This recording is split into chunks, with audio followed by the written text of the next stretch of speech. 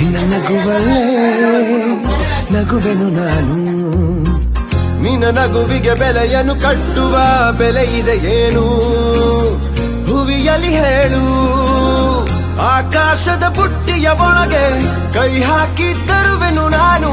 ಬಿಳಿ ಹಲ್ಲಿನ ಚಂದ್ರನ ಹೊಳಪನು ಉಡುಗೊರೆಯಾಗಿ ತೆಗೆದುಕೊ ನೀನು. ಯಾಕೆಂದರೆ ಬರ್ತಡೆ ನಿನ್ನ ಬರ್ತಡೆ ನಿನ್ನ ಬರ್ತಡೆ